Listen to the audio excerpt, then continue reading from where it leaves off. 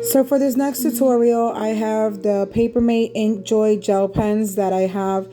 This tutorial is super easy as well as the other ones that I'm providing for you guys because yeah, these you don't have to spray paint, you don't have to sand down, very minimal prepping. And so yeah, I get these on Amazon. It's a pack of 12 and there's not much prepping you have to do with these.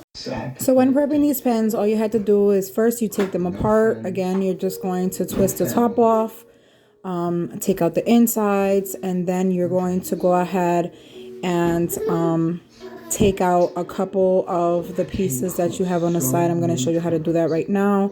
Make sure you don't lose any of these pieces. These pieces are genuinely important, and if you lose any of these, your whole pen is fucked. So for the prepping in this, you're going to go ahead and remove this piece off. I like to go ahead and bend it and then twist it because that for me is the easiest way to do it. No pliers, no nothing. Just sometimes they just plop right out. You just go ahead and you twist them right off just like this.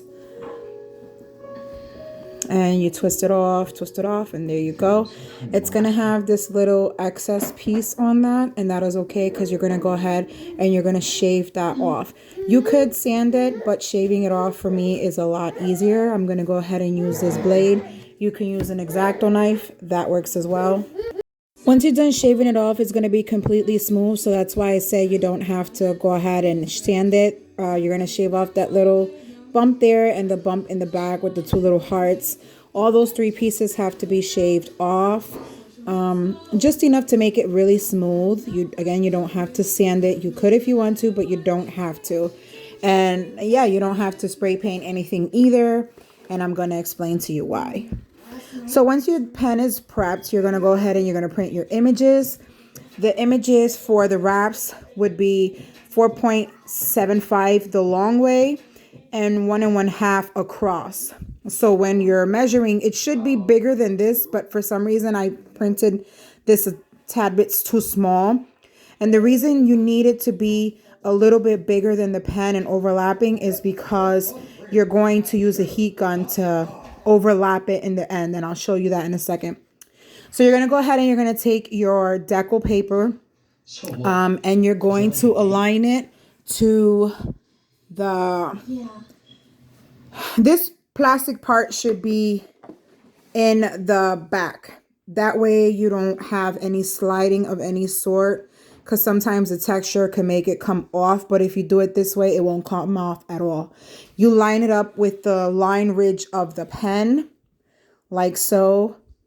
You're going to go ahead and you're just going to press down on it and then just wrap it all the way around until the plastic goes over this smooth plastic clear piece. That's what's going to hold the vinyl in place and won't let it go anywhere. And you just go ahead and you wrap it all the way around, and really it's just this simple. And that's all you do to wrap your pen. So for the next piece, you're going to go ahead and you see how it has all this overlapping in the top. Remember when I told you you need it a little bit bigger? Make sure that the image is printed out a little bigger for this reason.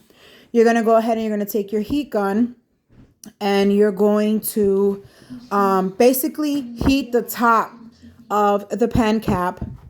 Try not to overdo it because you can burn the paper and it messes up the vinyl. But heating the top part would basically make it crease around the pen so it doesn't pop out like the way it's looking now. It's going to crease around the pen and it's going to look like it's wrapped all the way around. So you're going to go ahead and you're going to heat this until it wraps, and it's almost like shrink paper. It's going to shrink to the pen all the way around.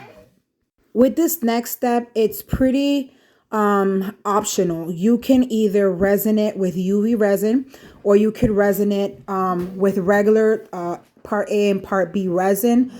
Honestly, with the paper that I suggested for you to use, you don't have to even cover it with either resin. But if you want to be 100% sure that the vinyl does not ruin in any way when using, I suggest you could use either of the resins. So you see, this is the regular vinyl that I used before, not the one that I suggested, a regular vinyl.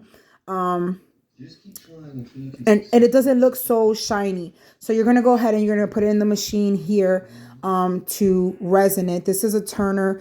You see it slides off of the stick. You're going to have to put tape backwards on the stick. That way the pen sticks to the stick, if that makes sense. And this is the final look for the pen when it's resined. As you can see, it's super shiny compared to the other one that, of course, does not have resin. And really, it's just that simple. And then when you put them together, they're all going to look something like this. These are not resin, so they're not shiny, but I'm just giving you an example of what they look like. And of course, all the links to everything that you're going to need to make these pens is in the description of the video. Again, if you guys have any questions regarding anything in the video that you may have questions about, just please message me personally and I will be more than happy to assist you. And happy crafting! And if you're wondering, I will be including some free bonuses, wraps that you guys can actually print on your own and use for your own whatever you want to do with them. If you want to sell them or etc., you can go ahead and do so. I will be having a separate tutorial on how to design your own wraps. You can always buy made wraps from Etsy, etc., but most of these I make on my own, and I am more than happy, ready